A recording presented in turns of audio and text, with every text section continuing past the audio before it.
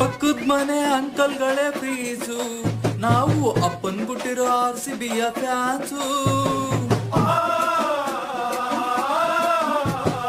ಉರ್ಸೋದಕ್ಕೆ ಇದೇ ಒಂದು ಚಾನ್ಸು, ಸೋತ್ರು RCBಗೆ ಇರೋದ್ ಒಳ್ಳೆ ಕ್ರೇಜು.